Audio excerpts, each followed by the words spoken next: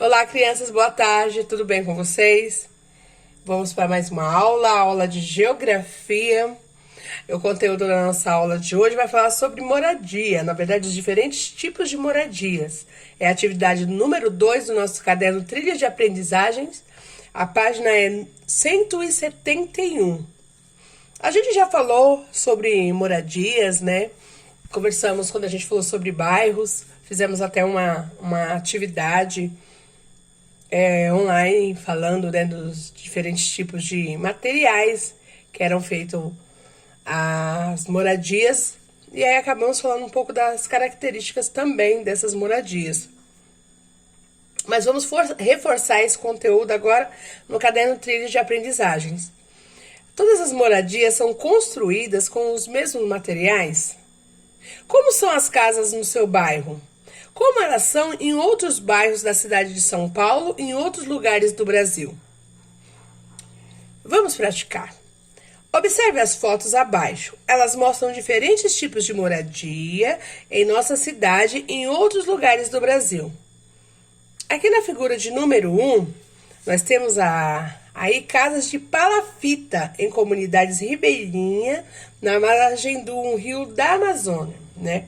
Lembra que a gente falou sobre o porquê as casas eram de palafita, o porquê essas casas ficam suspensas, porque geralmente elas ficam em comunidades ribeirinhas, tem muita água em determinada época do ano, essa água sobe, a casa é feita no alto, os lugares para se colocar os animais também neste período de cheia, no alto as casas são bem mais altas, elas não são como na maioria rentes ao chão. Na figura de número 2, apartamentos populares no Rio de Janeiro. Apartamento, né? Se eu falo apartamentos, eu estou falando em edifícios, né? Prédios. Então, aqui tem os apartamentos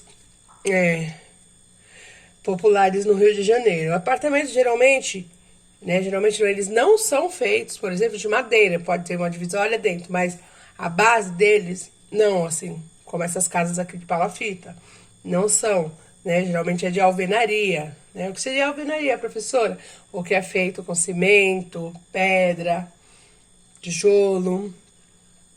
Aqui, ó, comunidade da Rocinha na cidade do Rio de Janeiro. Não é uma comunidade, as casas, elas não têm um espaço muito grande entre uma e outra, né? É uma aglomeração, muitas casas juntas. E tem casas aqui, a maioria das comunidades agora, as casas são também de alvenaria, né? Mas não são acabadas. Agora aqui na figura de número 4, casas populares em uma cidade do interior de São Paulo. Aqui tem as casas, olha a diferença aqui das casas da comunidade, da Rocinha, para essas casas aqui no interior. Tá vendo? Há um espaçamento, assim, elas estão quase que enfileiradas, aqui não, elas estão aglomeradas. Aqui tem uma rua, né? Aqui em comunidade tem ruas também, né? Mas tem bastante vielas, que são pequenos espaços para onde sai de um lugar e atravessa para ir para o outro lugar. Tem bastante viela nas comunidades. Vamos virar aqui a nossa página. E temos aqui a figura de número 5. Prédio no bairro de Santana, cidade de São Paulo. Olha aqui. Nossa, olha os prédios altos, né? Várias torres, né? Difícil a gente chama de torre. Várias, olha. Muitos edifícios, muitos prédios. É um bairro de Santana aqui em São Paulo. Qual a atividade? Observe bem as fotos. Cada uma tem um número. Responda escrevendo do jeito que você souber. Quais moradias são construídas com madeira? Você vai olhar essas imagens que a professora colocou. Quais são com madeira? Quais moradias são construídas com tijolos ou blocos? Você vai escrever.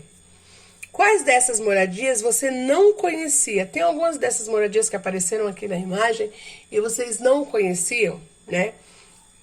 Provavelmente a maioria de vocês vão dizer que conhecia, porque a gente já teve uma aula sobre esse assunto, falamos, né? Não sei se vocês recordam, a gente falou também sobre as casinhas de gelo, iglu, falamos sobre a oca, né?